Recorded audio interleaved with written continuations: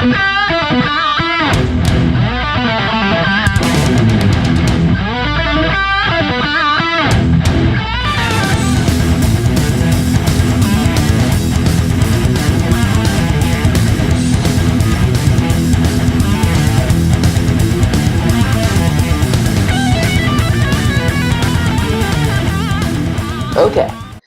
Hey everybody, and welcome back to Criticast. Today, we are doing a little bit early episode. It's not coming out. It's actually being streamed. It's coming out on, I guess, today, where I'm recording it on Tuesday, and we're going to be talking about the 61st Annual Grammy Awards. And to talk about this hefty subject, I'm going to be joined by Garrett of Young Entertainment Specialist. Say hi, Garrett. Hey, how's it going? Yeah. So how are you doing, Garrett? I'm pretty awesome. Yeah, work's good. It's super cold up here in Utah right now, but beyond that, life's grand, man. Okay, that's very good. I'm pretty excited to talk about the Grammys because I think over the years the Grammys, as I guess the internet has grown, more people are diversifying their taste. I think the Grammys are becoming less and less like taken seriously because, and we'll talk about this later, but I mean, you look at the nominations, these are all over, a million listeners on Spotify or wherever you listen to music. They're big artists. These aren't smaller artists. And so in some regards, it is kind of a popularity contest. But I think the Grammys are still relevant, and while they still are relevant, I think we're all going to try to get as much content as we can out of them. Do you agree, Garrett? Yeah, I think so. I think the Grammys versus other music-oriented award shows do uphold some kind of standard that is not necessarily the word inclusive, but is more well-rounded than other ones. And I feel like although we do see it as somewhat of a popularity contest, I do feel like whoever is involved in the Academy has a little bit more. They have a little bit more insight as to what constitutes like better production, better sound quality, in tune, yada yada, versus like, not to point fingers at other places, but I don't really take the American Music Awards all that seriously. Oh yeah, Billboard Awards, like they're fine, like nothing against Radio. Yeah, I'm just like, okay, those feel more like popularity contests to me. And I think that they can exist. But I take the Grammy Awards a little bit more to heart just because I feel like, for me, I feel like a majority of the time, the winners come out right. But of course, there's debate for that. And I think, yeah, we can just, get right on to the list of the stuff. So let's start with Record of the Year. First of all, what is the difference between Record of the Year and Song of the Year? Is there even really a difference, or because I've never understood that? Yeah, I struggle to remember which is which, but one of the two. I hope I'm correct on this, but Record of the Year is more oriented toward the production. And Song of the Year is more in songwriter. So, yeah, so you got the people who write the lyrics and all that, all the other things that are kind of in that expressive mode, and the record is more based on the production, the arrangement, the composition, and so on. Okay, I think Record of the Year it kind of makes more sense for that.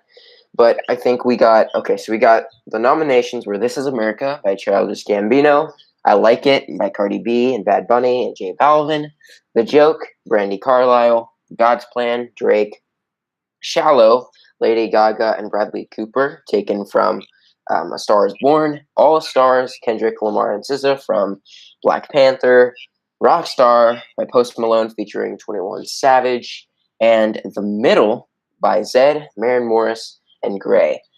So I'll let you start it off. Which do you think? Oh wait, I should probably say This Is America won that category. Which do you think should have won, or did they get it right?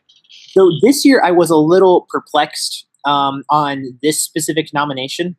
As you might have seen, when I released my regular favorite songs of 2018.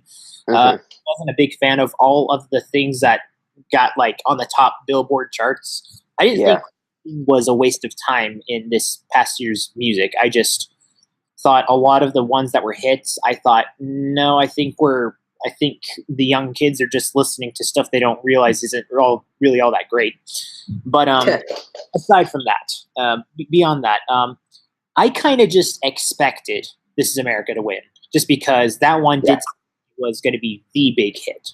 Hmm. But in regards to what we just talked about, the production and the other elements in that regard, the other two that I just felt like really could have been contenders would have been God's Plan and All the Stars. Now, I personally like All the Stars a lot. That's one of the few songs that I thought was like the exceptionally good songs on the Black Panther album. Hmm. Overall, that album is pretty well made, but that song stood out very highly to me. But Yeah, I get that. yeah, but it doesn't surprise me that This America won. I mean, the product in that regard, the production, yeah, it's pretty good. So that's what I think. I'm sorry to cut you off, but I think all the songs here have good production. I think out of like just talking about production because that this category is more lenient on production. I think it's either honestly Rockstar or The Middle. And hear me out why I think The Middle might be just for production.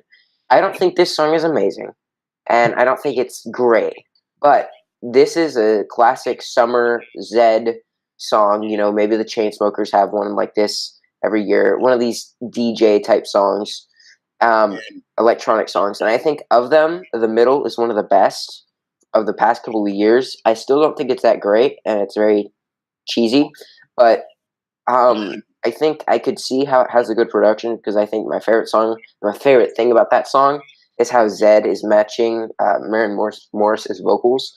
But honestly, just for it, I would say that Rockstar is the best song of the year. I love that song.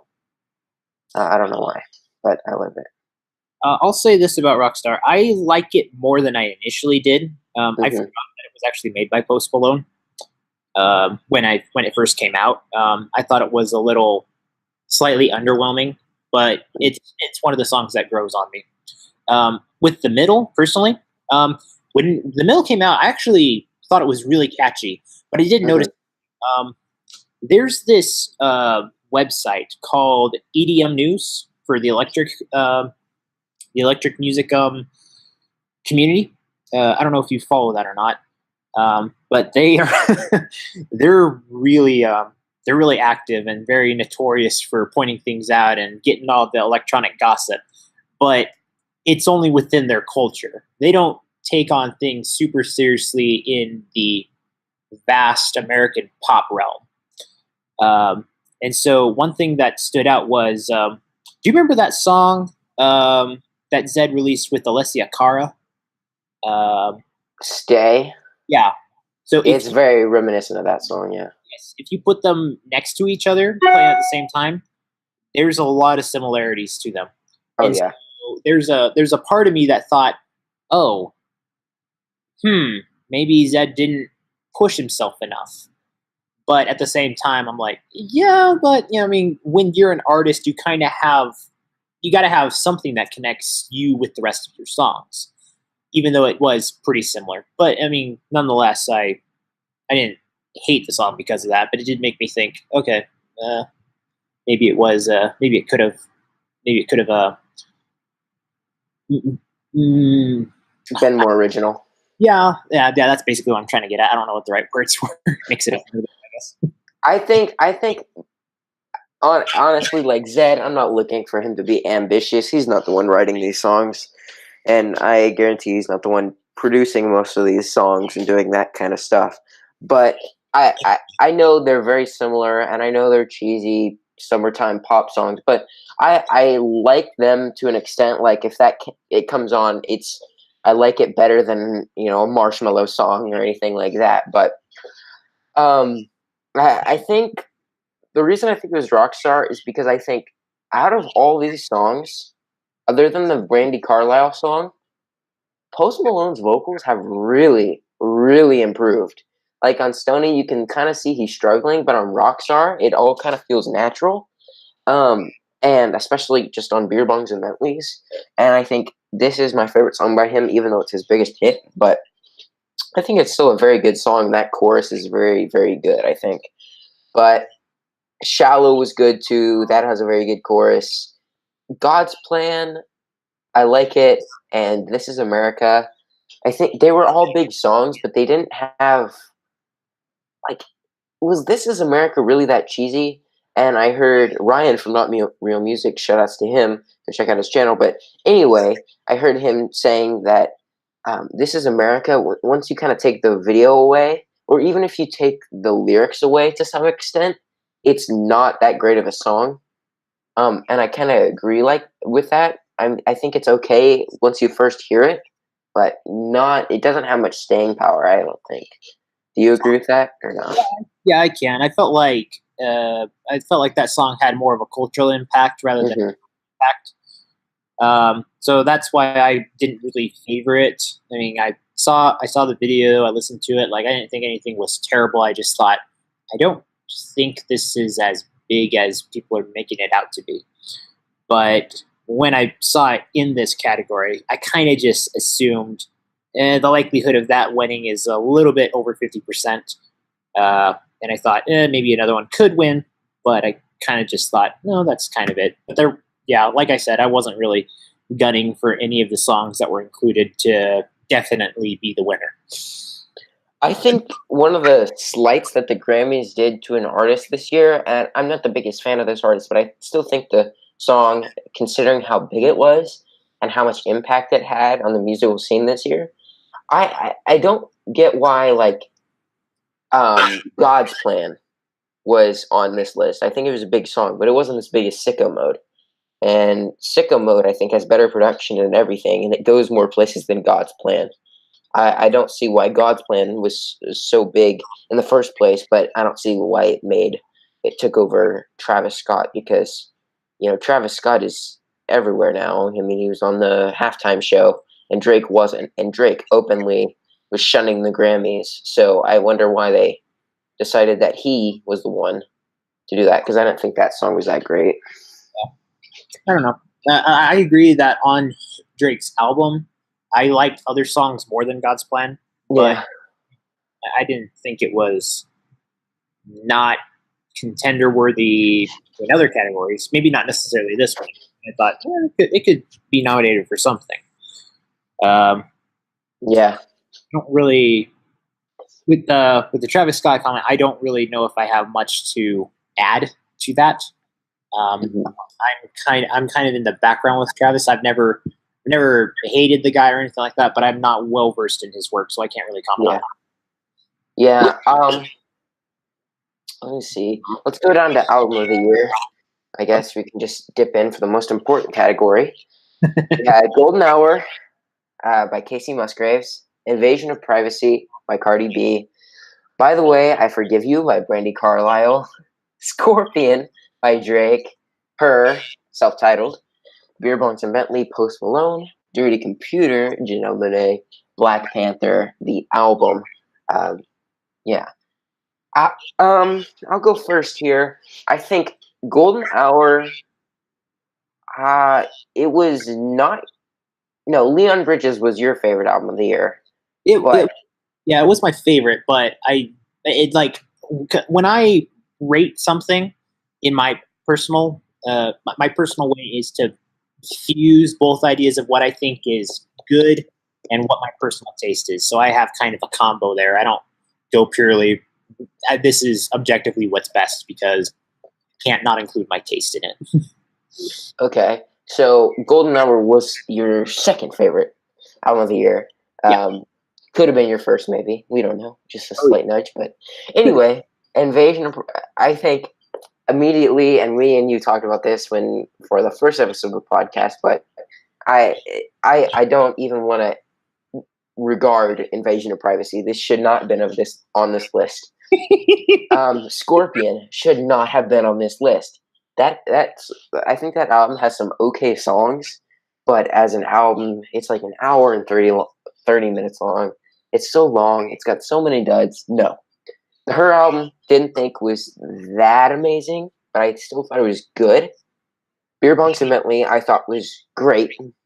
I thought Dirty Computer was, I don't know if it was great or good, but I think it was somewhere in the middle. And the reason why is I think on my first impact to it, I think it was great. But the production kind of gets on my nerves because I think sometimes it's too bright. It's too, I don't know what the right, it's sometimes it's a little bit too much. I think some of the atmosphere it's creating, I think it's laid on a little too heavy, and I don't think it holds up like that great. Like when you listen to it more and more, I know Noah will disagree, but anyway. And then we got Black Panther, the album. I honestly think as an album,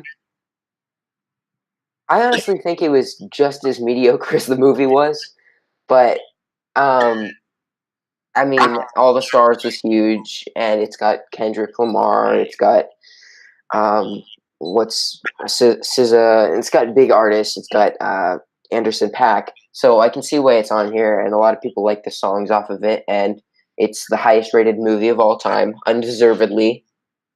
Anyway, we'll get into movies, but I think Golden Hour shouldn't have won.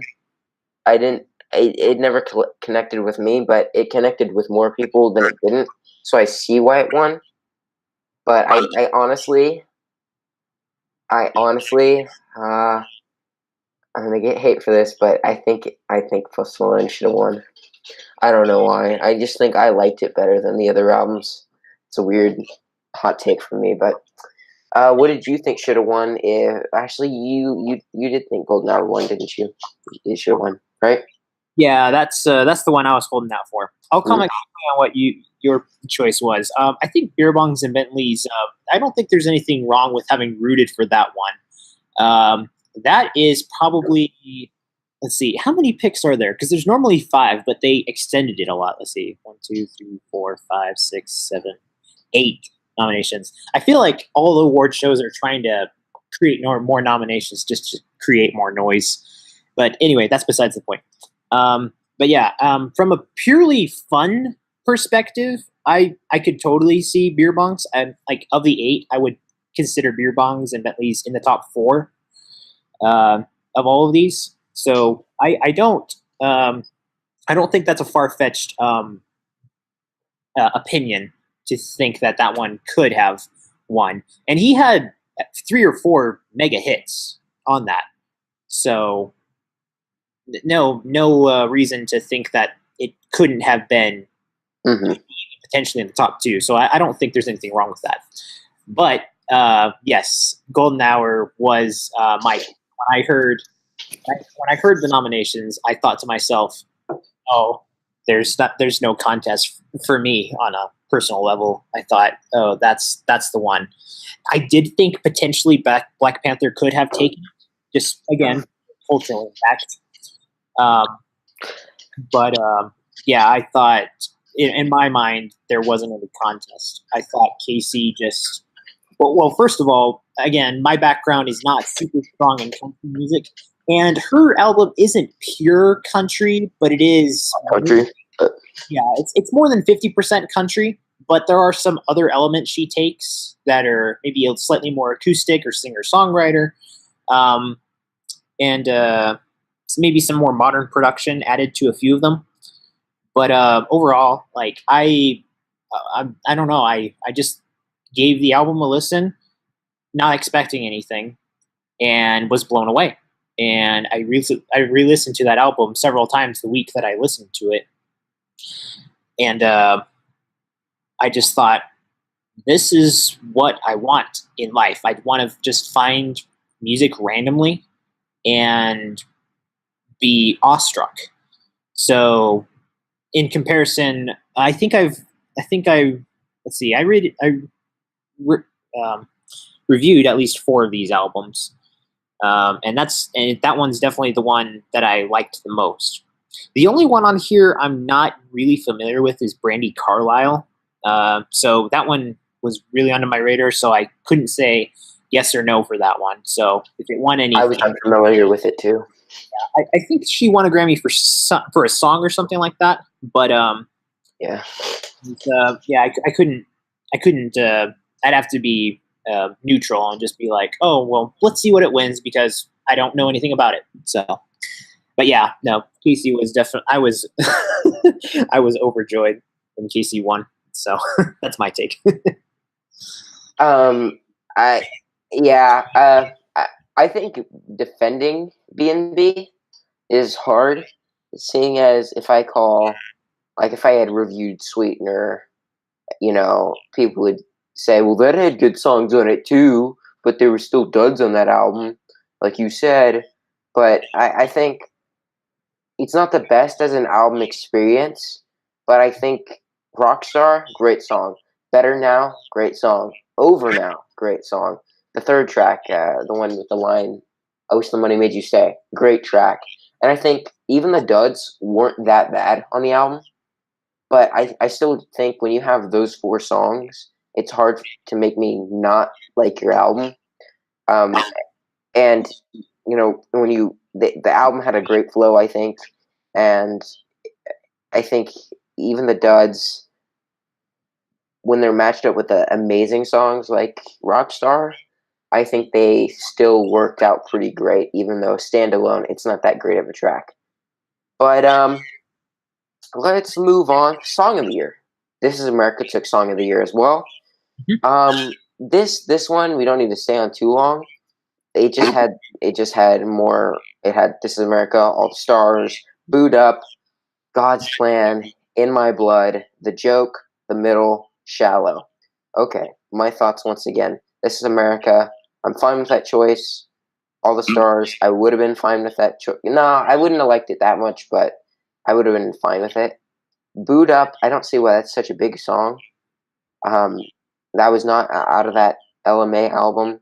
I don't think it was the best song at all. God's Plan. Again, I already spoke my piece on that. In My Blood. I wish Shawn Mendes would just go somewhere else. The Joke.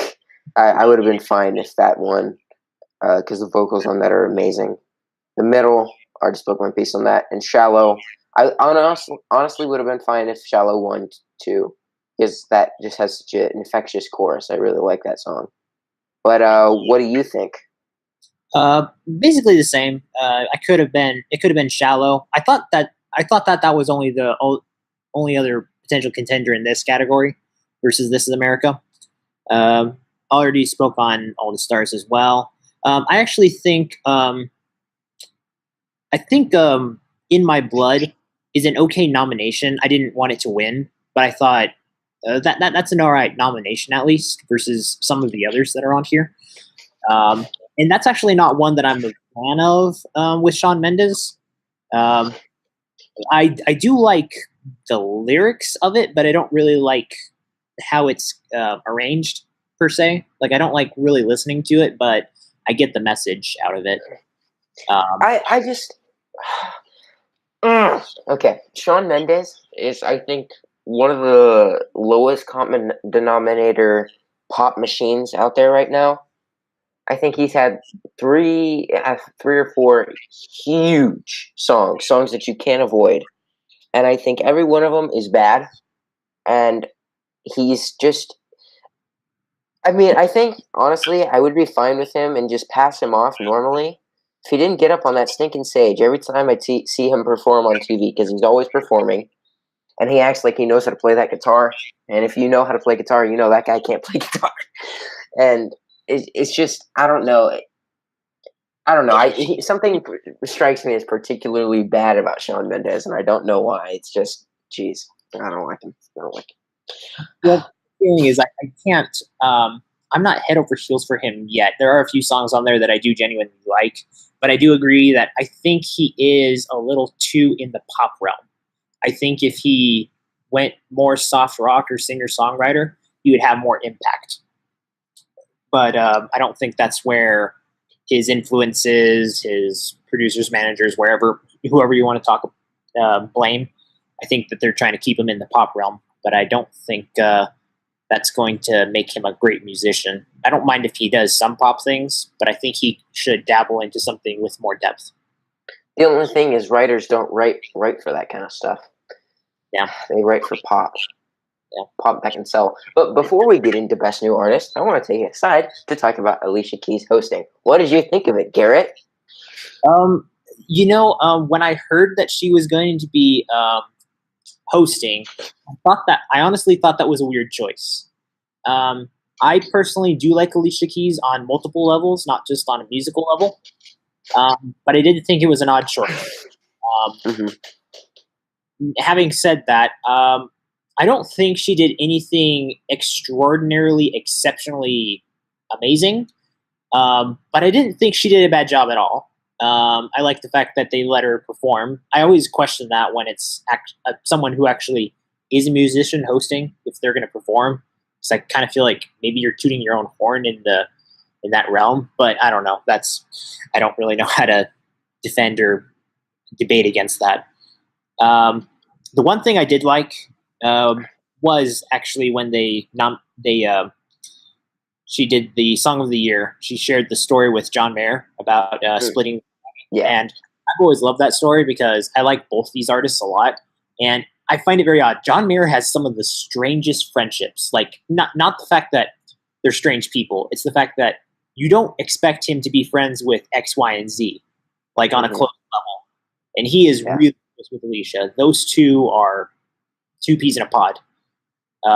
So I thought that was a kind of for me, that was a cutesy moment where I got a little geeky inside when they got to share a story like that. Yeah, because you love John Mayer. Yeah, I'm a big John Mayer fan. Yeah. But I don't have anything to really say against her. I just have to say, like, I think she did better than I thought she would have, because I didn't initially thought that was a tremendous choice. So what I have written down is Alicia Keys hosting, and I have written down that she is literally the exact girl version of Pharrell. If you've ever watched The Voice, because I used to watch that show until I figured out, oh wait, this isn't real. And I grew up a little bit, and I thought, anyway, she is literally the girl version of Pharrell. Like, if you match them two up, they look alike, very similar, and they talk in this exact same way. It's all love, it's all peace, man. This is so great. And then I also have written down, like, that the kind of love stuff that they had going on. It got to a point, it's just like, okay, you guys should probably get off the stage, because they had Lady Gaga and what's Are you talking? they did the thing where they all came out. I can't remember who it was. All it was, I remember Lady Gaga. That's the only one. I think Katy Perry was out there too. Miley Cyrus. I don't know. And they were doing this. We all love music, and I could make easy jokes of, well, you guys aren't exactly being the most ambitious artists. So, but anyway, Lady Gaga, her talking. Well, I think what she said was true. She said it in the most cringy way possible. She's like, "You guys thought I was weird. You guys thought I looked weird." It was very awkward. And I was just like, "Oh, she needs to stop. She needs to stop now. She's not looking good." What did you think of that? Did you make a note of that, or was it just me? That part I don't remember, actually. Oh man! Well, if you watch a clip, you'll see what I'm talking about. It wasn't it wasn't that good, because Lady Gaga has this whole story of how everybody thought she was weird, which I've never understood, because, and I even had this written down, if anybody thinks that Lady Gaga as a personality is weird, they have never heard of Mr. Bungle, and they have never heard of Bjork, and they need to. Like, just pop, if you want weird pop, Bjork is the place to go. And I don't get, Lady Gaga has this obsession with how weird she is, but I honestly think she's kind of normal looking. Like, I don't look at her as weird. Like, she just has makeup on. She's just kind of like an 80s makeup star, and she kind of looks freakish sometimes, but that's the whole point. And I never thought she was, like, particularly weird. Well, I think she just happens to have a niche for her interest in performing. That's all it really is. Yeah. Like, there are a few moments where I'm just like, I don't know about that one. But overall, it's like, okay, she's just dedicated to a craft that she has particularly found either she likes or works for her, and that's fine. And I don't want to be too critical of it, but I guarantee you, it's just kind of like this sort of another form of the tortured artist. You know, everybody thought she was weird, and then it's going to kind of sell well or sell better because I listen to Lady Gaga, and Lady Gaga's weird, and so I'll be the weird kid, and people romanticize this, and I think that's part of the reason why. I guarantee you, producers kind of encourage that a little bit. I don't think it's just her because she's really not that weird looking. Like she does kind of like. I didn't even realize it was Lady Gaga at first when I walked up there, and then you look at her and you're like, you know what, this is just a normal looking girl without the makeup. I don't understand the obsession with the weirdness, but let's see. Do you have anything else to say on that? No, not necessarily. I thought it went better than than I thought it would. I think it could have had a few more surprises, but I'm not disappointed. That's the part that I'm happy about. Like there wasn't anything that I was like moaning about when it ended. Okay. And let's go into best new artist because I kind of have some things to say on this. Best new artist, it has Dua Lipa, or however you say it, Chloe X Haley, Luke Combs, Greta Van Fleet, her, Margot Price, Baby Rexha, and Georgia Smith. It went to Dua Lipa or whatever. I really don't even care. And I would have liked to see it go to her, and I'm not even familiar with her music, and I'll talk about the performances a little bit later, but when in her performance, she was actually playing guitar. She was actually performing like music that wasn't just plugged in. Like she was playing live. And the other choice is Dua Lipa. She's been around for the past couple of years, if I remember correctly. So has Luke Combs. So has Chloe X Haley. Greta Van Fleet really only this year, but Baby Rexha, she's been around. Georgia Smith, Marco Price, and I think her and Greta Van Fleet are the only two artists who are truly have only really been around for the past year and a half or so, or at least on the map for that. And I'll talk about this later, but I did not want Greta Van Fleet to win whatsoever because they're just a rip-off fan. They're they're just trying to appeal to people who like Led Zeppelin and trying to convince people that they don't sound exactly like Led Zeppelin, even though they clearly do. But yeah, I would have liked to seen her win, but Dua Lipa. Do you have anything to say on this, Garrett? Yeah, it's very funny.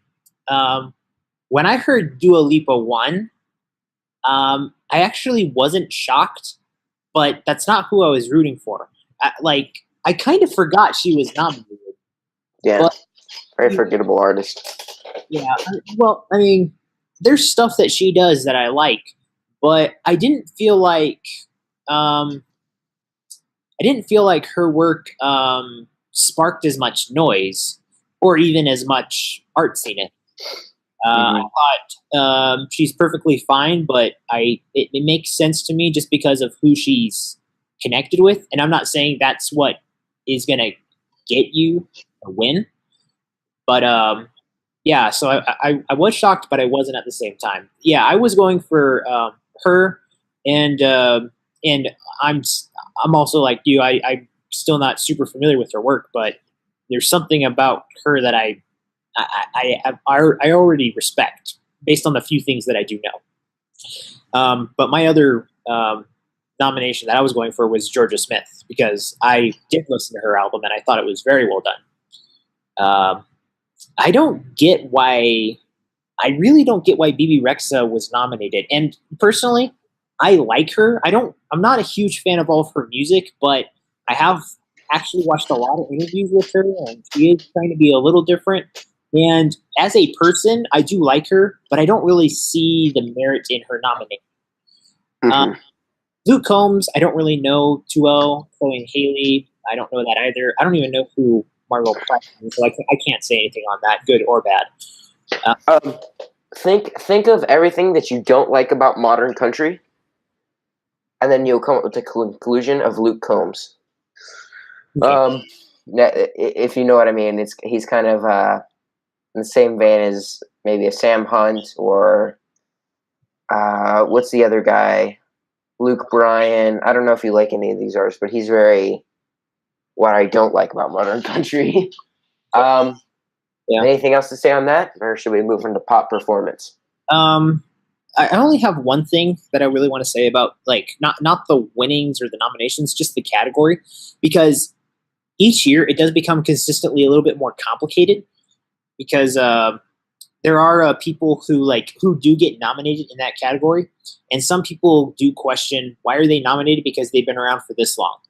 And I'll give two examples, Macklemore and Ryan Lewis. Well, Macklemore has actually been doing music forever, but he really only got on the scene that one year. What was it, 2014? Mm-hmm. And so I see the merit in why he won, although I knew he had done music for a lot longer than that. But it wasn't until his partnership with Ryan Lewis that everything sparked up. And then Alessia Cara also won last year, even though she had also been very heavily influenced in the pop realm. And there is a reason why that is. It's a very complex reason. It's like you have to... There is a rule. I don't know the rule exactly, but there is a rule that allows you to be nominated in that category for a specific year. So at least they do have it on paper written out. But a lot of people didn't think Alessia Cara should have won because she had been popular the year before also. But I will say, out of everyone else who was nominated with her, I don't remember everyone, but I do remember, of anyone, I would give it to her, even though I know she's been around longer. But yeah, that's my 2 cents on that category right there. Okay, I respect that. Let's move on to pop and the best pop performances. Okay, so for best pop solo performance, we got Lady Gaga, Joanne. Where do you think you're going? Colors by Beck, Havana, Live by Camila Cabello, God is a Woman, Ariana Grande, Better Now, Post Malone.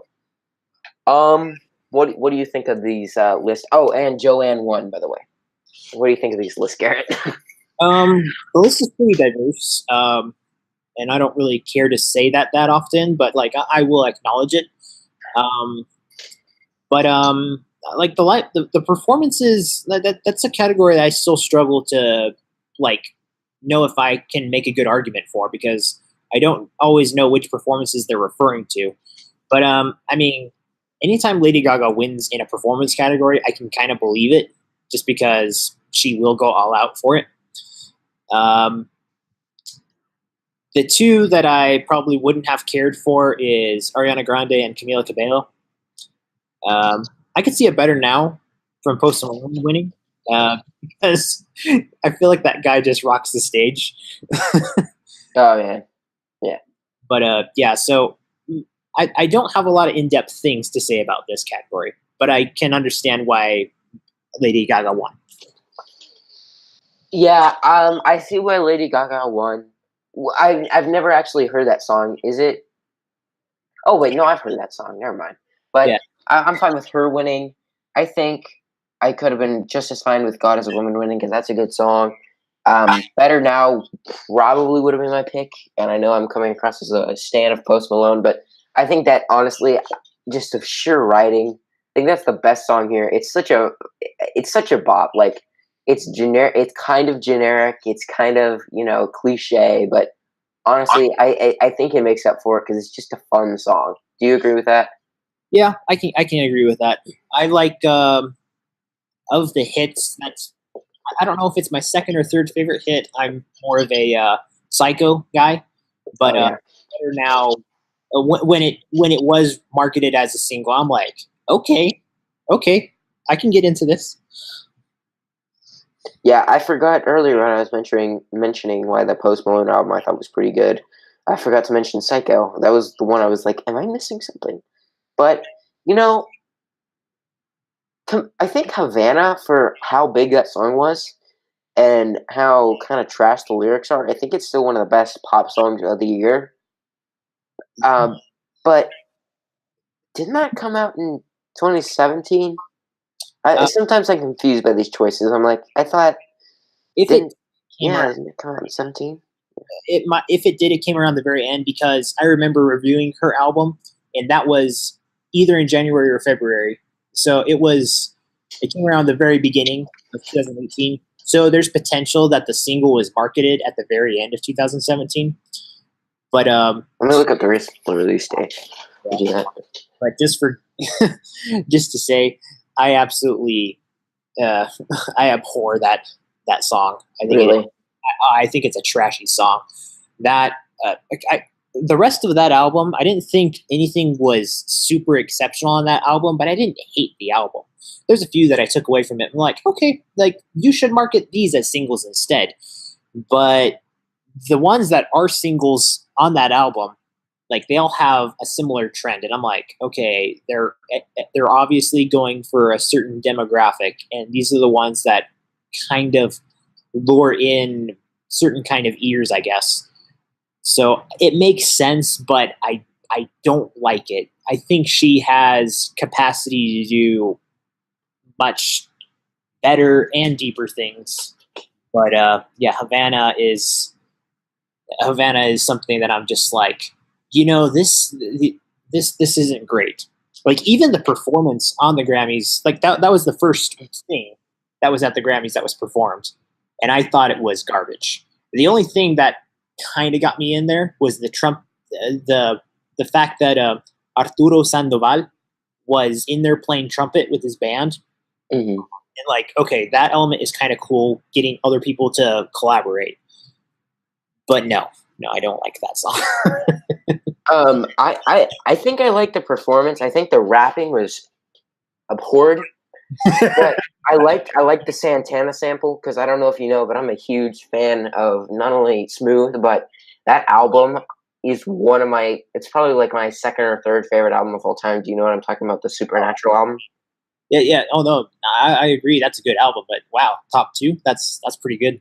Yeah, I think, and this sounds weird, but that is might be either first or second most influential album on just my music taste because I tell the story a lot, but when I was probably like my little brother's age, so like 6 to 10, our friend gave us a Santana CD because he was letting us borrow his Hummer for a while, and we drive. I was in Las Vegas when I lived there, and to get to my baseball practice every 2, 3 nights a week, we'd have to drive past the strip to get past to go and get to my baseball game. And that album I think is an hour long, and so it's 30 minutes there and 30 minutes back. So I listen to that album pretty much.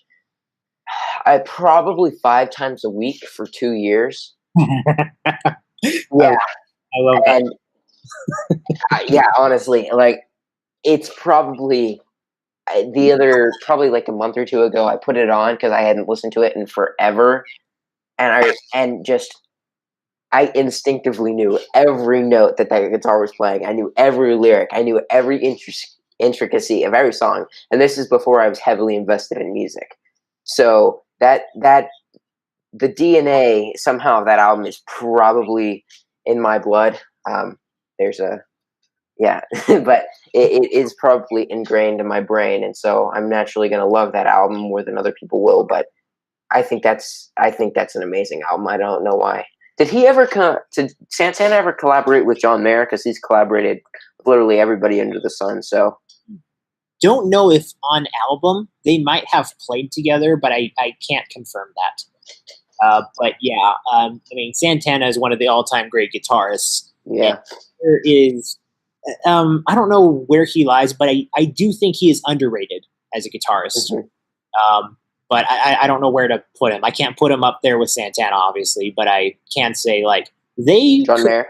yeah, I can say Oh, those two together would make something really cool if they decided to do anything. Yeah. I think I always have when I measure.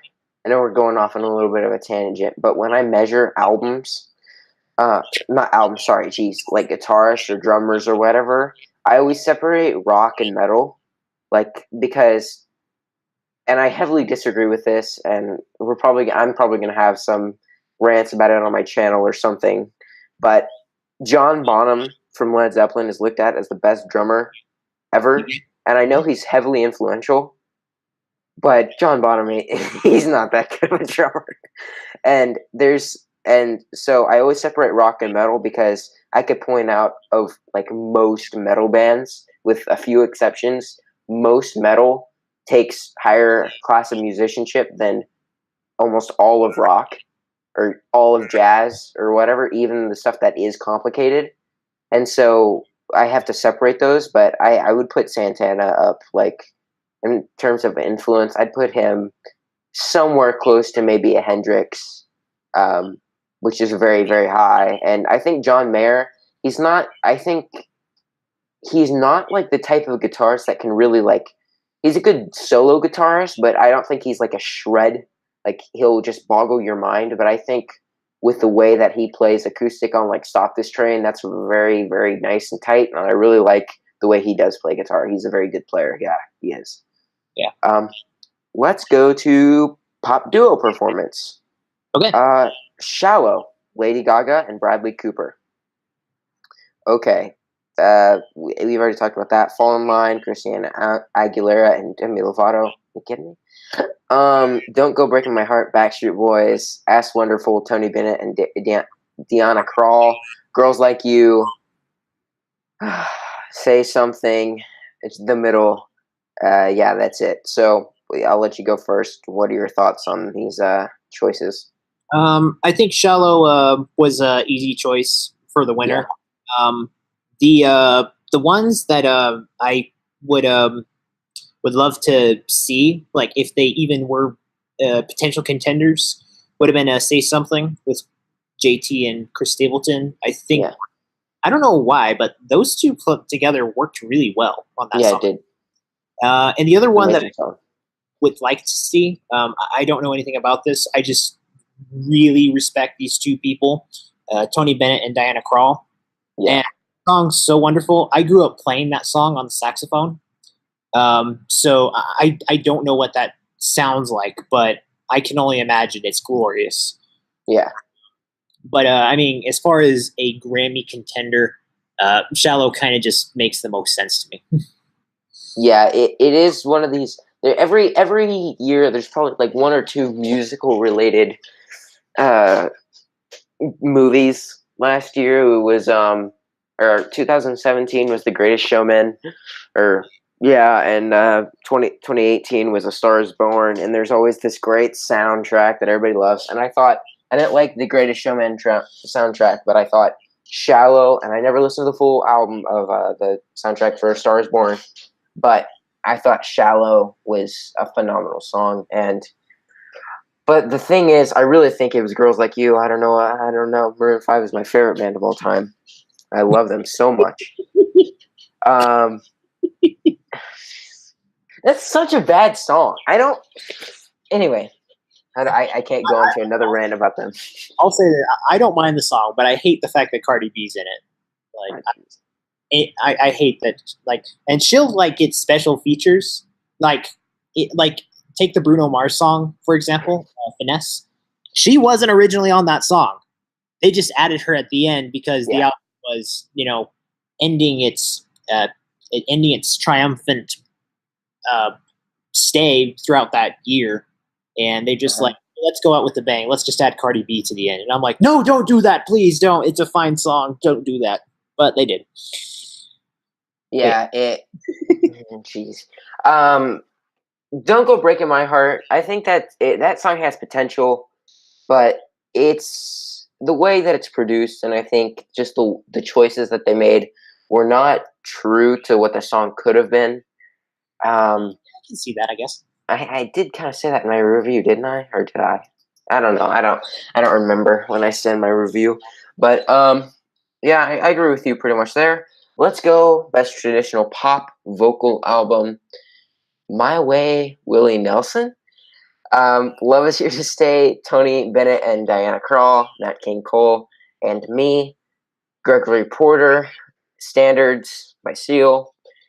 Um, the music, the memories, the magic, Barbara Streisand. I didn't listen to any of these albums here, so I don't know. Yeah, unfortunately, I didn't either. I had all intentions on listening to Tony Bennett and Diana Krall, but I never got around to it. Um, I wonder if you talked to Tom uh, about this one, just because Barbara Streisand was nominated for this one, and that was his favorite album of the year. Yeah, So, yeah, I don't know. I don't know anything about Willie Nelson, actually, so I can't really comment on this. But I mean, I like almost everyone who's in here. I just was not familiar with the content in it. Tom was watching earlier. He was doing some commenting. He pretty much stopped when we talked about My Blood. He said he agreed with you, but you can check the live chat later. Let's see. Let's go. Best pop vocal album. The winner was Sweetener by Ariana Grande. Then there was Camila by Camila Cabello. Meaning of Life by Kelly Clarkson, which actually came out in 2017. Shawn Mendes. Did that come out? That came out in 2017 too. Nope, no, that one came out in 2018. Oh, it did? Yeah. Beautiful Trauma by Pink came out in 2017. Reputation by Taylor Swift. Guess what? This category I actually don't care for that. Well, this year I didn't really care for any of these. Like I been like, okay, I don't mind Taylor Swift, but I didn't really care for Reputation. Oh, yeah. I do like Kelly Clarkson, but I did not listen. I did not listen to Meaning of Life, so I can't comment on that. I thought Shawn Mendes' album was okay. There's a few songs I liked out of it, and a few that I just didn't care for. I don't think Sweetener should have won, but I get why it did. So I'm just kind of just being like, I'm kind of detaching my interest from this win this year, personally. How dare you say Ariana Grande shouldn't have won it? Don't you know how ambitious she is as an artist? Don't you know it, you pig?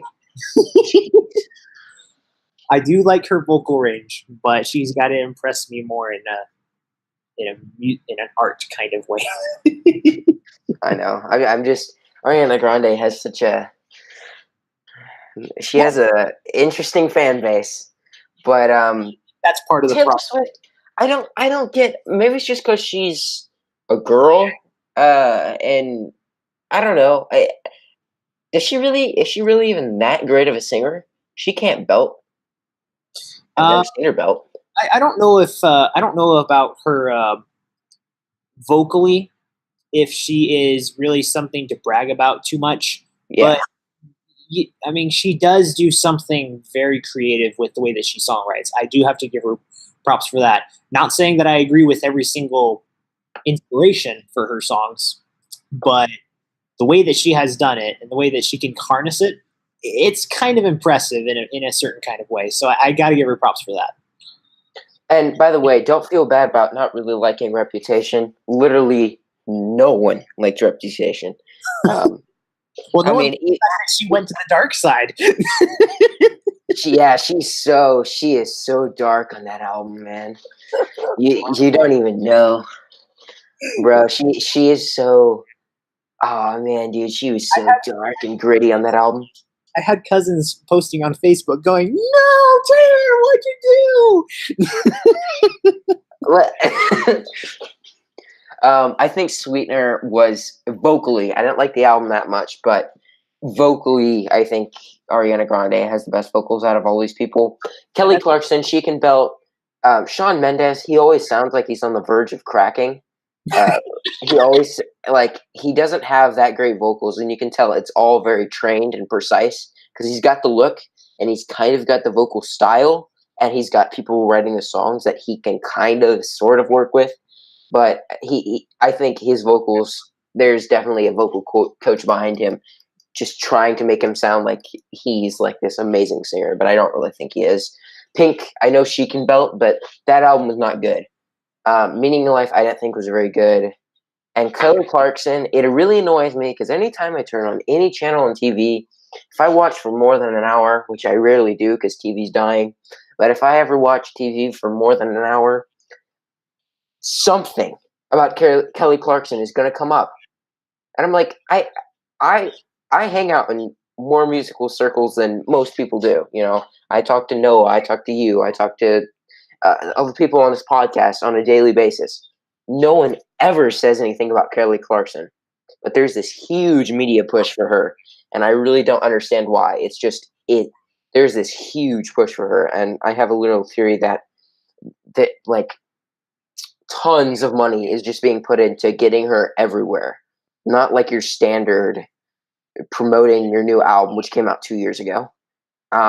It's just she's everywhere, and she's getting a new show, and I don't know why. It's just I don't know. It kind of annoys me because I have to see her everywhere I go. It's following me. She's had a career that is just kind of started majestically from her American Idol win, and then she almost actually faded out with her. I think it was her third album. So she had to really push herself with her fourth, and she did that really well. I don't remember. I think it was no, it's not that one. I can't remember the name, but I mean, she's a likable person in person. Plus, she has, I think her mother in law is Reba McEntire. So she's Really? yeah, Are yeah. you kidding me? Nope. Yeah, No wonder. yes. I mean, she's musically connected. She's just a likable person. Um, she's more down to earth than other people that we would see probably on this list. Um, but yeah, I don't know. I kind of see that. Sometimes it does feel a little overbearing, but overall, I don't care because Yeah, I have a lot of self control over what I listen to and choose to get exposed to and things like that. yeah. I don't like something for some reason. This tribal part of my brain. Anytime I see somebody like being very cheesy on camera, saying something, it's like, "Wow, you're being really different on this new album," and I'm like, "No, she's not." I just get frustrated about it irrationally. That's yeah. I hope I can change that someday. I would love to do interviews with like actual thought provoking questions. That's why I like interviewing others through my powwow videos. But Yeah. I know a lot of people have to ask standard questions just to get them out there. But I would like to get some like legitimate thought provoking questions out of some of these people that we're fascinated with. Yeah, I love interviewing people, and I, I mean, I have to. I pretty much always ask standard questions because, I mean, it's not like I'm interviewing the biggest, most famous people ever, you know. So there's not much like juicy stuff to get into. But I like interviewing people, and but the thing is, every time I watch an interview on TV, especially when it's with two girls and they're just laughing constantly, and I'm like, you guys are asking the same questions over and over and over again, and there's really nothing interesting to talk about here. It's but anyway, let's go to dance. You're more. I don't really care about electronic music, so you can take the wheel on this one if you have the list pulled up. I do. I mean, we can go through it really quickly, but to be honest, I wasn't caring too much for the categories this year. I was a little shocked in that regard. But so yeah, we'll just touch on it and but try to get through it real quickly. Hmm. Electronic music, best dance recording, Electricity by Silk City and Dua Lipa. That featured also Diplo and Mark Ronson. Northern Soul, Above and Beyond. Hmm. Medford, Ultimatum, Disclosure, featuring Fatoumata Diwara. Losing It, Fisher, Ghost Voices, Virtual Shelf, and Electricity was the winner. Yeah, not really familiar with any of these songs actually. This none like I don't know. Electronic music had a couple of good hits this year, but I don't feel like a lot of them got the praise here. Which I don't have anything really to say pro or negative. But yeah, there's that category. Um, And in the Best Dance Electronic Album, we got Woman Worldwide with Justice, Singularity, John Hopkins, Treehouse, Sophie Tucker, Oil of Every Pearl's Uninsides by Sophie, and Loon Rogue, Toki Monster. So Woman Worldwide won that one. I have no clue what that album is. The only one I'm only familiar with Singularity by John Hopkins. And I actually love that album a lot. I didn't really see it mean anything. I didn't know if it was actually going to be praiseworthy in that regard, but I do, because it is very different. But I mean, it's on my favorite albums of the year because it provoked my mind so much. But anyway, yeah, I'll give it a listen. yeah, yeah. Do you have any comments on any of these? Because that's really all I have. I like this genre a lot, but I don't have anything to say about it. I just know John Hopkins was critically acclaimed, and it's on my long list of stuff to listen to. Yeah. But yeah. If you're ever like in the car late at night, just put that album on. It's going to be a really maybe not trippy experience, but it is going to be one that you're just like, oh, I was not expecting that. I'll check it out. We got contemporary instrumental music. I know I've heard the name Steve Gadd, and I haven't heard of anybody except for Simon Phillips. So I'm glad Steve Gadd won, even though I don't even know who he is. I just know his name. Do you have anything to say on this? Nope, not really. Okay, let's move on to rock. Okay, Chris Cornell won because, well, he won. And then okay, so we got When Bad Does Good by Chris Cornell, 4 out of 5 by Arctic Monkeys, Made in America, Fever 333, Highway Tune, Greta Van Fleet, and Uncomfortable by Hailstorm. These are songs. Okay, so do you have anything to say on this? Not really. This isn't. I'm not really familiar with any of these. I'm familiar with a few of the bands, but not really the songs from this year. So can't really comment on that. Okay. I'm just glad Greta Van Fleet didn't win, and I might make a video where I'm talking about albums. I think I got my review wrong, but if there is one, Greta Van Fleet is it, because I gave them a 6 out of 10. Because at first I was like, well, it doesn't sound as much like Led Zeppelin as it could have. But looking back, I should have gave them a pure 2. It should have been a 2, because not only was the music not really that great, and I gave them too much credit for barely doing anything different. It's just completely unoriginal, and I think the vocals really get on my nerves. Uncomfortable. Hailstorm, I just don't like them as a rock band, honestly. I don't know who Fever 3... I know who they are, but I didn't listen to that album. Fine with Chris Cornell winning, honestly. Then we got Best Metal Performance, and I don't think you've definitely not listened to any of these guys, have you? No, I mean, I'm not completely unfamiliar with metal, but it's not one that it's not one that I just listen to very often. It's probably probably in the bottom 3 genres that I listen to. And I don't, again, I don't hate this genre. I just don't connect with it very well. So when I do find something, I'm like amazed that I connect with it. Okay.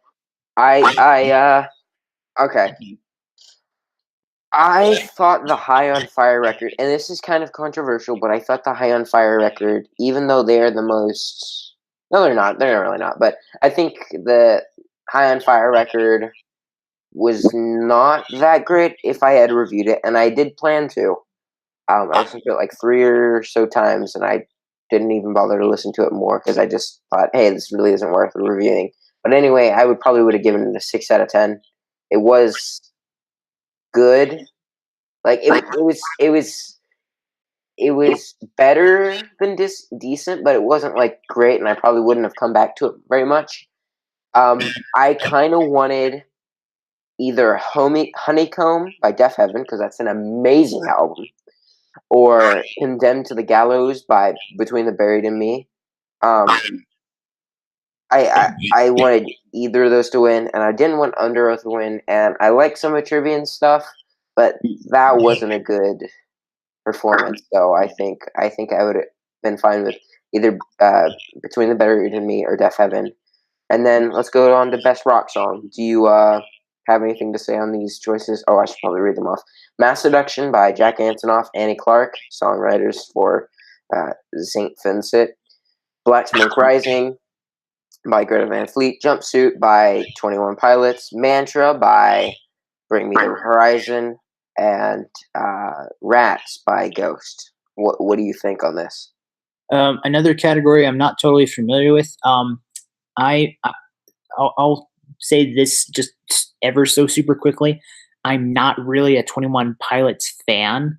I do think that the duo is talented. I've seen stuff that they do that is not their music, like they're just practicing and stuff like that. And I'm like, I would rather watch this than listen to the music they have because, Really? yeah, there's stuff that they do that I think is very interesting, but most of what they make, I can't get into. Um, Now, maybe you know something about this. The winner, Mass Education, uh, didn't know anything about it, but I felt like it was really blowing up on Twitter. Like, I don't know, something about it just like stood out, and I'm like, everyone's really gunning for this one. What's up with that? I don't know. Did you get that feeling, or do you know much about this one? I honestly I can't even remember if I even listened to the album. um, I know Noah's a really big Jack Antonoff fan, but I didn't think I don't even know if I listened to it, and if I did, it obviously says something about it. Maybe I should check it out again. I don't know if I listened to it while I was going to sleep or something, but I might have listened to it. But Greta Van Fleet didn't win, so that's a win.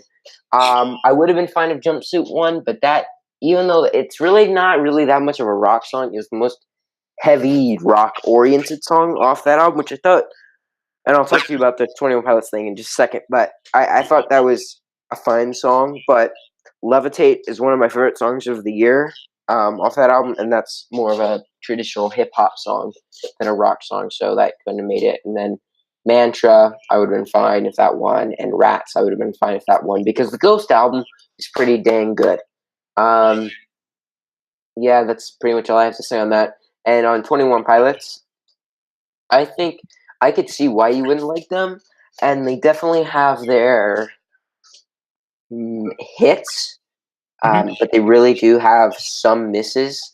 They are not the best album band, but I think Levitate was the best. Levitate and Nico and the Niners were amazing songs, and some of the stuff, a lot of the stuff on their new album is pretty good. I would probably give that album like an 8 out of 10. And I think that like Blurry Face, the highs and Blurry Face are really good, and I think you would like. Have you heard like Ride? Heard that song? I don't think so. I actually didn't. I wanted to review this album because I wanted to see if my mind was going to be changed in any way. And I have one friend who she's a sweetheart and she really likes 21 Pilot music. So I wanted to listen to it to see if I agreed with her in any case, but I didn't ever get around to listening to the whole thing. One quick thing I do want to say, the song that they put in, what was that movie? So it's like this worst movie ever made. Oh my god! Anyway, what was the song? What was that song called? Heathens. Yeah, I actually thought that was okay because I figured that whatever it is that they're doing, they captured the ambiance that they were going for. I'm not saying I love that song, but I thought that they did a good job capturing that mood that they were trying to go for. So like you appreciate it. Yeah, I appreciated that they could create that. That's not one that like I would just play in my house or I would play in the car or I would play in a hotel lobby or anything like that. But it's something like, okay, I think they got the style for what they were supposed to do right. So that's the one that I think I have most respect for right now. Yeah. If you like that song, then you should definitely check out Vessel. The song on there that there's a couple songs that are really good, but since you like hip hop and you kind of like electro pop and you kind of like that style, Vessel is definitely an album for you.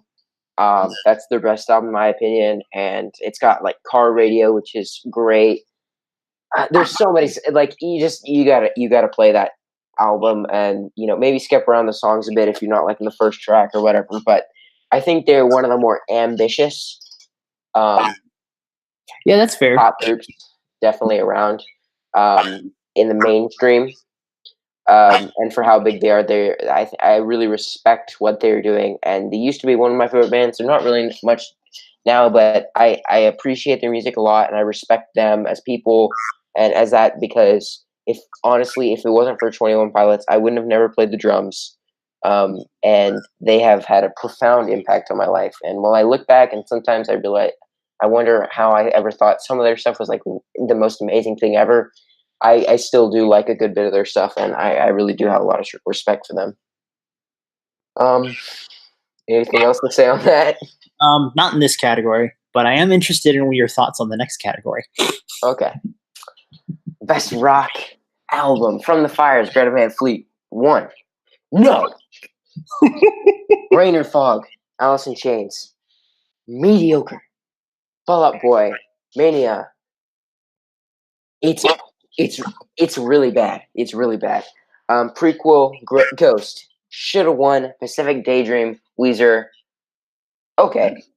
That's pretty much what I think on all those albums. Ghost had an amazing album. They weren't really metal this time around, but I liked the heavier side of them, and I like. Sorry, jeez, they were very heavy rock, but they were never metal, and I liked the heavier side of them, like back in the day. Uh, I say back in the day, but like 3 or 4 years ago. But I think Prequel was a very good step in them, and this was the biggest metal or biggest rock album I think of the year. Everybody was talking about it when it came out. So yeah, I like that album.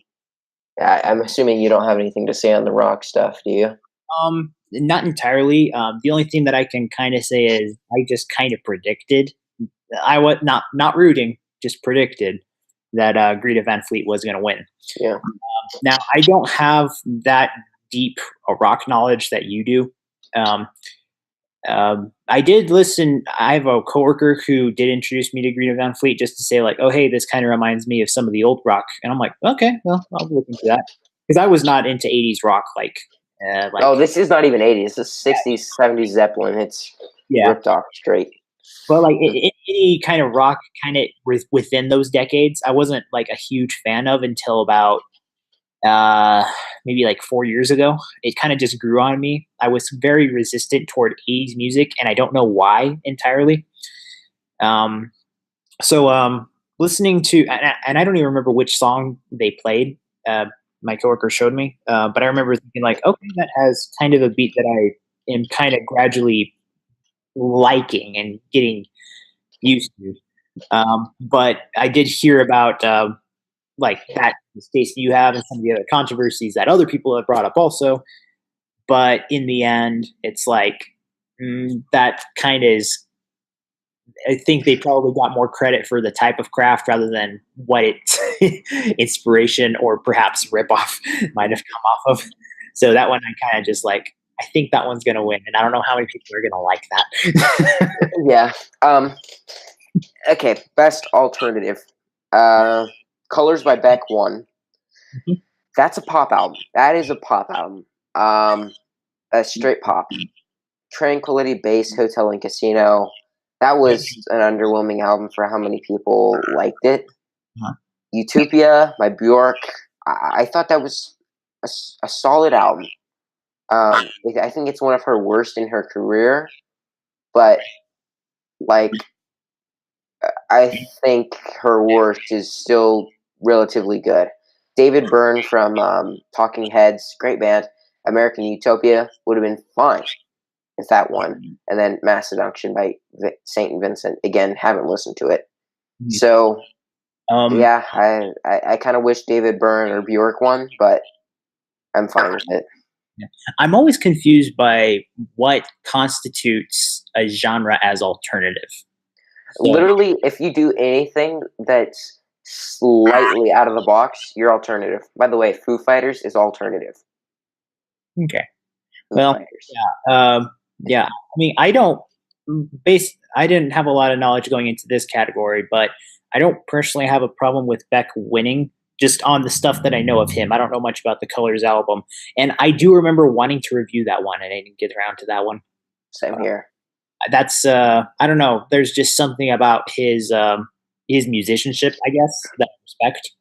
So I kind of let that kind of I kind of just let that one slide. I'm just like, okay, that I guess that makes sense to me. I don't know the depth of any of this, but I kind of just like thought, okay, that's fine. R&B, you can. I guess you can take up this because I really don't have much to say on R&B this year. Okay, Yeah. I'm gonna try to kind of get to the point on some of these, just because I want to make sure we're not gonna overdo our time. And this Yeah. is a long category, so let's go. So best R&B performance, her won with best part. Don't have much to say on that. I'm just glad the Carters didn't win. Best traditional R&B performance. This was interesting. We had two ties this time around, and that has happened before, but you don't see it super often. But best traditional R&B performance with Leon Bridges, "It Ain't Worth the Hand." I wholeheartedly agree with that. Love it. But he also tied with PJ Morton featuring Yeba, who I'm not familiar with "How Deep Is Your Love." So I'm interested to go find that one. Yeah. And just for actually, two quick things also in this category. I do love Charlie Wilson. May My Love, not familiar with the song, but I love Charlie. Everyone who's familiar with him calls him Uncle Charlie. Uncle Charlie is the man. I love that guy so much. Hmm. And then Major with Honest. Oh man. I so remember watching your review, but I don't even remember what you said. so Mm. so I didn't like Major's album, Oh and I yeah. hated it. There was one song in there that I did like. It's a very good song, but I tweeted out my review, and Major responded to it, and he was like, he was trying to be polite, but he was trying to get the point across, like, "Hey man, you can't hate on my album," and I'm, dude, just chill out. I'm one dude's opinion. I have barely over 100 subscribers, and you care about my opinion. And I got some backlash from his fans, and I'm just like, chill out. But yeah, my issue with that was it was just riddled with cliches. I thought that Yeah, was, I know. and I went to look at other music he's made just to see if I was wrong, and I listened to other songs, and I'm like, nope, no, I think I don't think he's that great. I gave him props for being nominated, but I'll be honest, there's a part of me that's hilariously chuckling inside that it's like, well, he didn't win, so whatever. Yeah. I sometimes I debate depending on how big an artist is when I tweet out my review if I should add them or not. Like depending on if it's negative, because a lot of times I feel bad if I it's like this new Dream Theater album sucks, but because like I love Dream Theater and I don't want to say that, but I also want to be true and I think Dream Theater probably could never go too low for me because even their worst stuff is still pretty good. Um, like there is still a tribal part of me that doesn't really want to, really tweet out a review of something that I don't like and burn a bridge. You know, Yeah. I don't know. That's always in the back of my head, and I try to ignore that little voice. Do you have anything else to say on R&B? Or oh shoot, I do have to say, "Boot Up" should not have won on the best R&B song. Okay. Well, which one do you think should have won? I, uh, good point. I don't know. I just know that shouldn't have won. I don't Okay. know. Like, I'm okay with the Feels fact. like summer. I don't know. I actually do. I like Feels Like Summer a lot more than I like Boot Up. I can. So but I don't know if I consider "Feels Like Summer" a pure R&B song. So It's really not. yeah, so that's the part where I'm just like I'm kind of indifferent that it lost.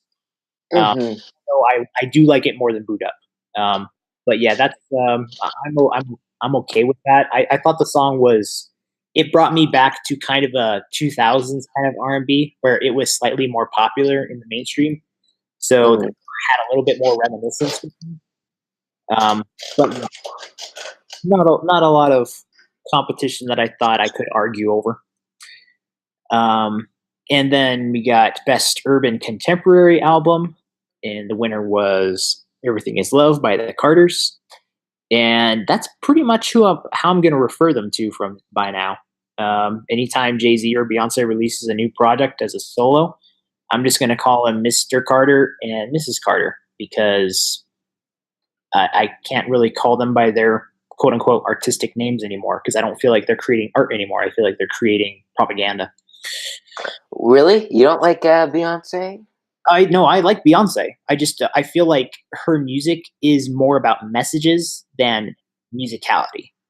So that's where I have an issue. I don't mind music that has a message, but if the message is louder than the music, I have a problem with that. Ah, On either side, whether it's a social issue, political issue, personal issue, like give me something. Don't just express how you feel about something. Like yeah, give me the listener something to want to listen to. Otherwise, you're just wasting my time with something that you're putting out as an excuse for music. So yeah. yeah, so that's my only issue. Now I didn't listen to this album, but it made sense that they would win over all the other nominees. The only other artist that I kind of like is Miguel, but I didn't listen to the album, so I can't say anything about it. Yeah, with RES, jeez, Beyonce had a little mental breakdown right there. With Beyonce, I like her work with Destiny's Child. I like her hit songs. I liked a good bit of Lemonade. But I haven't even listened to the Carters. So what can I say? And I really don't like it when artists think that they're being like super deep. It's like, oh, you hate Trump. Real hot take there. Yeah, it's like anybody can have any opinions. Like you can think this way, or you can think the complete opposite. That's fine.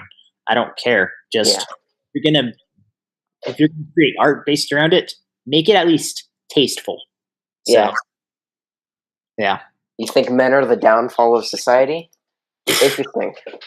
Okay, very interesting. Anyway, Urban's contemporary album. We And then already talked about that. Best R&B album.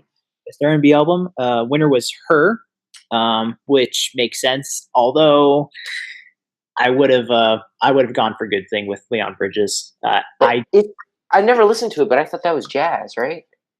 Good Thing. Yeah.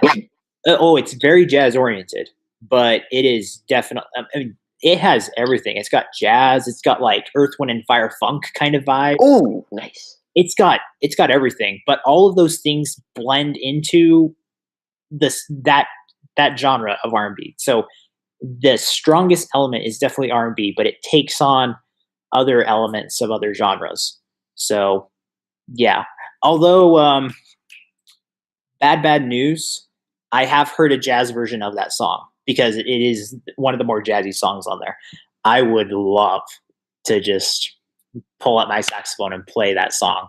It would be so much fun. But yeah, I can get why I can get the Her win. I just I just have the. This is one where I have to acknowledge my bias. This Good Thing just it touched me in so many good ways. So yeah, there's that. Okay, let's go into rap. Yep. Let's get it, boys. I'm stretching over here. Okay, King's Dead, tied with Bubbling. I don't like either of these songs that much, so I don't know why Bubbling was so like huge in the music reviewing community because everybody was loving it. I didn't get it that much. Be Careful by Cardi B. I Want That to Die.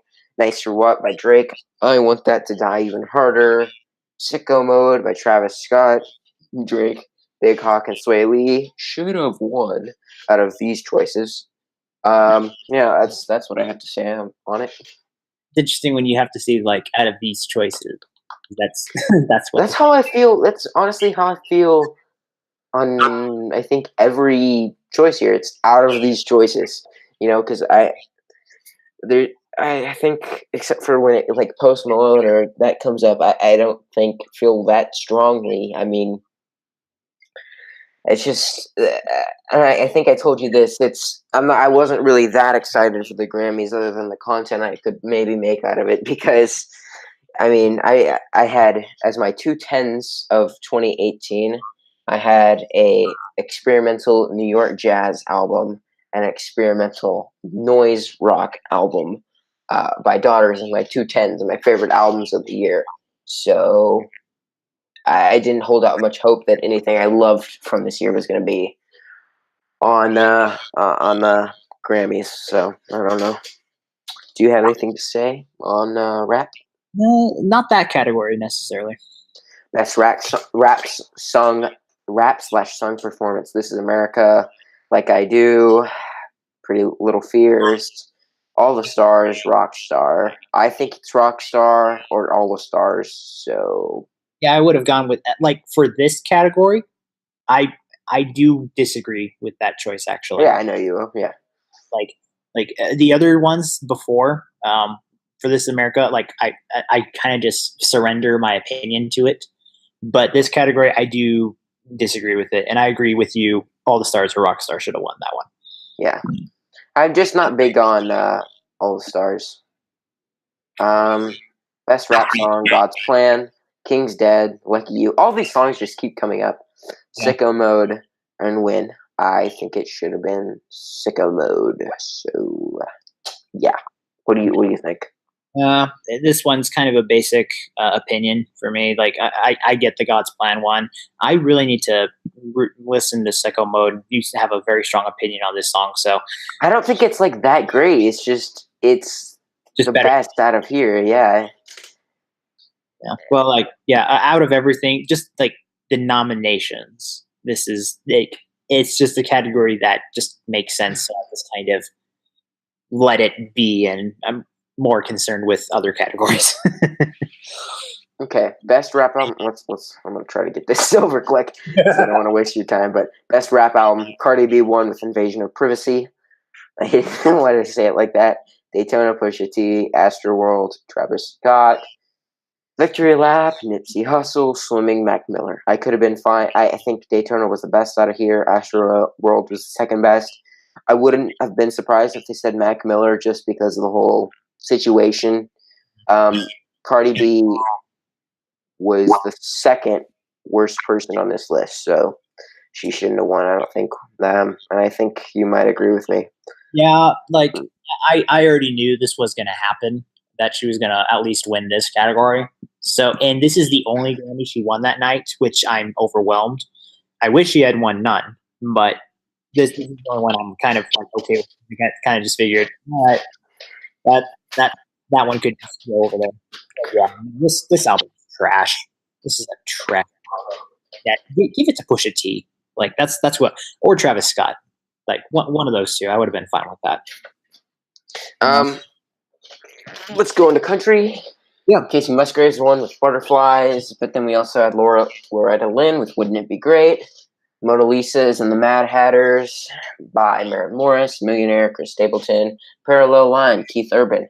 I'm fine with Casey Musgraves winning. I think it should have been maybe Millionaire because that's just Chris Stapleton is actually a good artist in the country scene right now, which is rare to come across.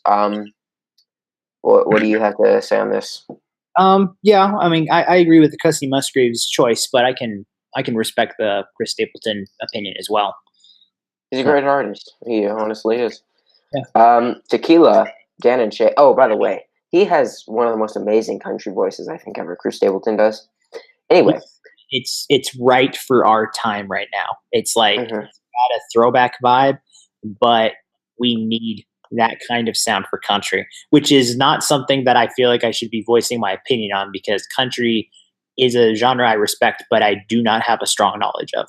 But I know good when I hear it. So Okay. there.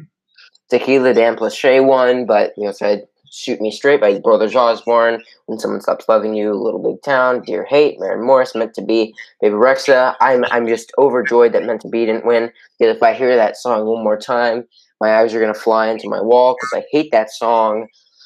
I don't understand how that is passable as country. It's not. It's not country. Um, It's so bad. Like, Anyway, again, I don't want to trash on BB Rexa. And I still don't understand why I have an interest for her. Like, there's something about her rising that I have an interest in for some reason. But no, that song is not the way to do it. Um, as far as the winner goes, like, I guess that's okay. I don't really know Tequila. I know Little Big Town, so that's probably one I would have rooted for, but it's not a category I was strongly looking at. I didn't even hear that song, but I do kind of like Little Big Town and just the vibe they give us, so I would have been fine with that one.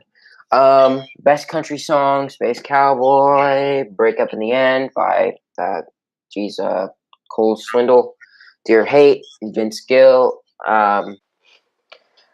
Okay, guys, so I hate to have to be the bearer of bad news, but while we were streaming, our stream ended, unforeseemly.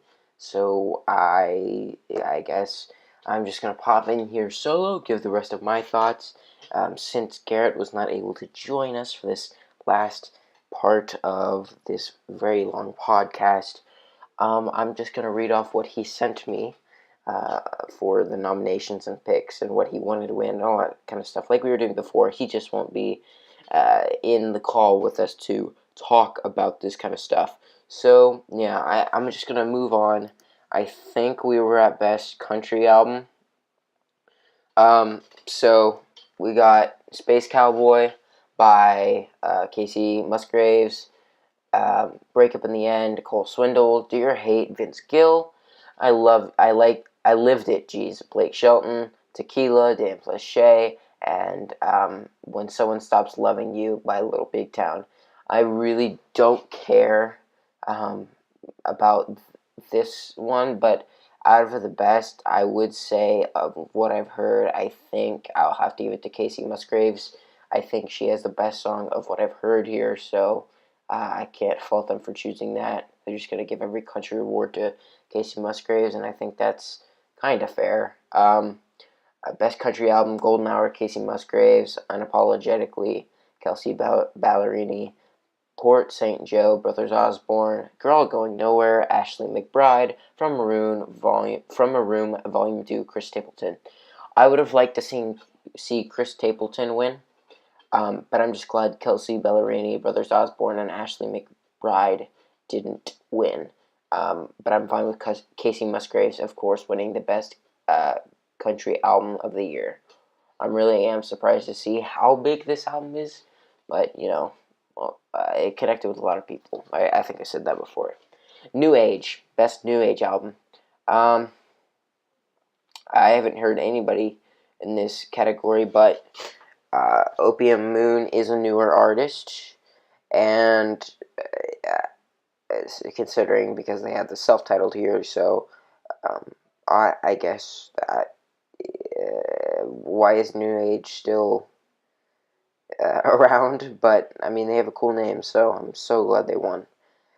Uh, Best improvised jazz solo, Don't Fence Me In. Out of these choices of Regina Carter, Fred Hirsch, Brad Mehar, or whatever Miguel Zennin, I think I would go with either Regina Carter or Fred Hirsch, but I don't know. I'm fine with John Diverse.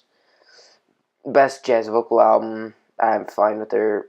Let's see. Wait, actually, yeah, I'm fine with Cecile McLaurin taking over. See, geez, the window taking over. My mood is you. The questions.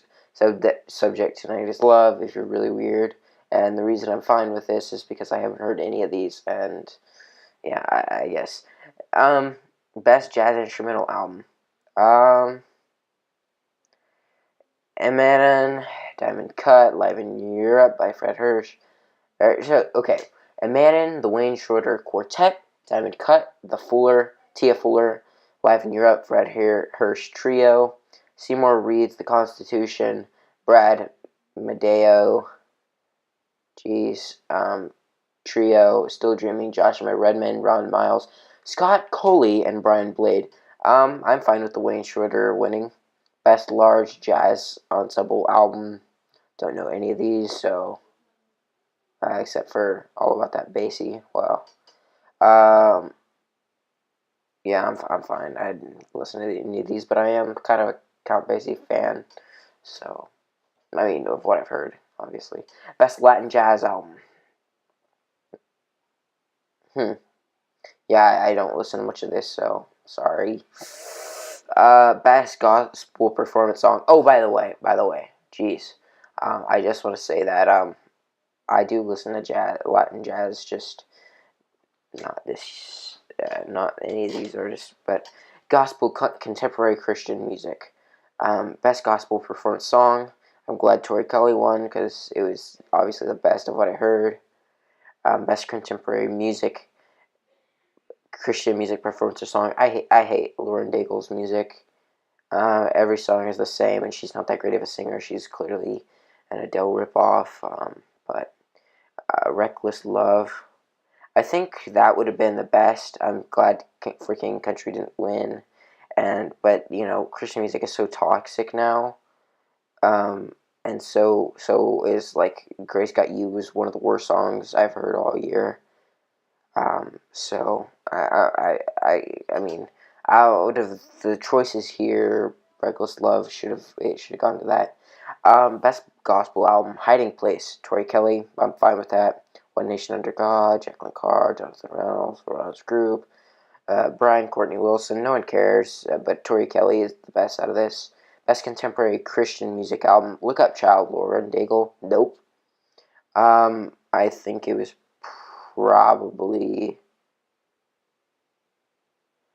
uh, yeah, I don't like any of these albums here because I don't listen to. I didn't listen to Jesus Culture except for a couple songs. Of Vision Worship, same thing. Surrounded, Michael W. Smith.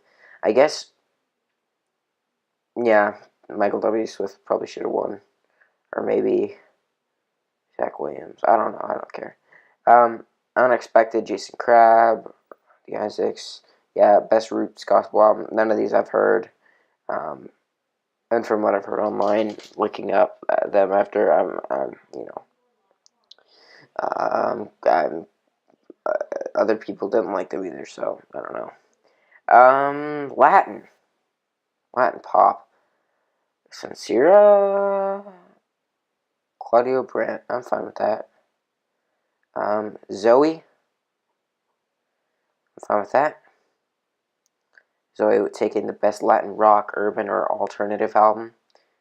Best regional Mexican music, Luis Miguel. I don't listen to that. Best tropical. Don't listen to that. American roots music. I'm glad Brandy Carlisle won something because that was a great song. I would have been fine if Willie Nelson won or John Batiste, but that's fine. Um, The Joke again.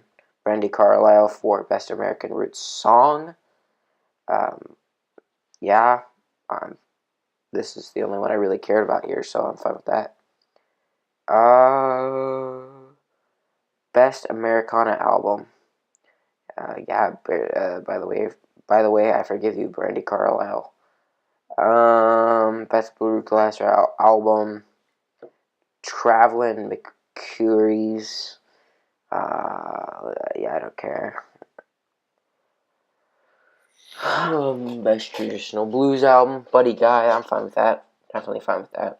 Could have been Cedric Burnside. I don't care, but I'm not big into blues, especially modern blues. So please don't. Best folk album. Don't care. Best regional roots music album. Don't care. Reggae. Sting and Shaggy. That wasn't a good album. But I would have liked to see Black Uhuru or whatever winner. Really, any of these I thought was good. Sting and Shady was pretty not good. And I'll get into what Garrett here. I'll pull up what Garrett said real quick in his DM from me.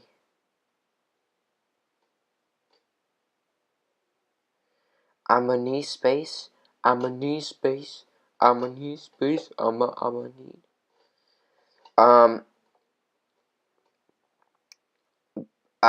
Geez, yeah. Garrett is fine with the best country song. He liked Space Cowboy, best country album, Golden Hour, obviously. Amanda, he was rooting for best jazz instrumental, best gospel performance, Never Alone. Yeah, the Tori Kelly, he's glad she won. All Ashore, Punch Brothers, best reggae album, Sting and Shaggy. But he just said, since he's a Prince fan, Sting fan, he's glad he won, even though he thought the album was just alright. World music, I'm fine with it because I really don't care. Children's, don't care. Spoken word, don't care. Actually, I would have liked to sing Questlove win, but it's whatever. Comedy, yeah, Dave Chappelle, of course. I haven't. Oh my gosh, the stand up for drummers was so bad. That was not funny at all. That was really not funny. I'll go check out Jim Gaffigan's thing because I like Jim Gaffigan, or Chris Rock, but jeez, Fred Armisen was not good. Musical theater, don't care. Music for visual media, song country. It's just gonna go Greatest Showman, Deadpool, Lady Bird. I don't care. No one, I don't think, really even cares about this. You guys know the big movies were gonna win, so yeah. But I really did like the Blade Runner soundtrack, and the Star Wars movie didn't deserve that music because the music wasn't as prevalent, I think, as it could have been with the older Star Wars. I'll talk about this, maybe some other time because I am a pretty heavy Star Wars fan. But the last couple of movies just haven't been good. They've just been under mediocre at best. Best shallow one, composing, arranging, don't care, packaging. Really, who cares about this? But let's see, did I have any of these? No, I don't. Notes. Best album notes. Everybody cares about this, so I'm so glad David Evans won. Historical, production, non-classical. Yeah. Jeez. Classical. Shostakovich. I'm so glad it won. Opera, Bates. Yeah, I'm fine with that. I like Bates. Choral. This is just going into classic. So yeah, I think that wraps up for the Grammys. So yeah, that's pretty much what. Oh, best music film actually. Eric Clapton, Donald McLean. The Quincy Jones documentary, I think, was the best out of all these. But okay, I'm gonna close this. So I think overall this year's Grammys weren't as bad as they could have been. They definitely could have been way worse. I mean, if the Drake album had won Best of the Year, I would not have been happy. But I think we turned out pretty fine. We got some choices that I was just completely fine with. So hopefully this video, or at least this last part, you guys are fine with, because it got into country, reggae, and classical, and jazz, which are genres that I haven't been focusing that much on this year. I know I did give a 10 to Marcus Hill, but that's the best jazz that I've heard this year. I mean, I've heard other stuff, and I've heard classical. I would like to see Lubomir Melnick pull through with a win, but, he's smaller. That doesn't work. But I guess to some extent, all these classical and jazz artists are smaller, seeing as they really aren't on my radar for releases. Which, no, I'm not saying that I'm like know all about music, but like you guys got to know how much. Like I'm looking out for new releases. I look in all genres, and if I haven't seen those come up, or I just listen to it and I'm like, yeah, this is not some I'm either going to be into, or something's just not worth my time. Then yeah, I'll just turn it off and forget about it. But okay, so I do have some updates real quick, and then we can wrap this baby up because it's very long. My first update is that you guys saw uh, Ben from the Prog Geek in the first episode of the podcast, and by no means, like, if you're listening to this, Ben, I'm not trying to throw shade your way, but like I can't get in contact with him, um, and so I've had to I'm going to actually remove him from the website. I've tried to contact him on Instagram, YouTube, email, Twitter, Facebook. I think maybe even that. I've tried to get in contact with him any way I can. I can't. Google Hangouts too, even that. So yeah, it's a shame because I really like talking to that guy. He's a cool guy, and we were gonna record an episode on Nirvana's two best albums, In Utero and Nevermind, but like we had it scheduled. I showed up on time. He told me to be there, and we scheduled the time. I came, gave him 30 minutes. He was 30 minutes late, and I still called him. Couldn't get in contact with him whatsoever. Eventually, he said, "Hey, man, something came up. I'll have to do it some other time." And he said that like 2 hours later. Um, and haven't gotten in contact with him since. So again, not trying to throw any shade his way, but if somebody can try to get in contact with him, that would really help out, because I can't get in contact with him whatsoever. Yeah, we're on iTunes. I think I already said that. I'm glad we are on iTunes, so that's pretty good. Um, I've made updates to my website, and like my personal Sam Bennett website, and I'm actually going to be putting all the episodes of the podcast on the RSS feed over at our website, Criticast Network. So go check that out. And I'm going to be updating it there. And for some reason, if you want to listen there, if you want to download it there, well, you're free to do that. I think. I think just to make, you know what? No, I changed my mind about it. I'm just gonna keep it free for download. You guys can comment there and do all that stuff, but yeah, I would prefer you watch it on YouTube. It's way more practical if you're going for that.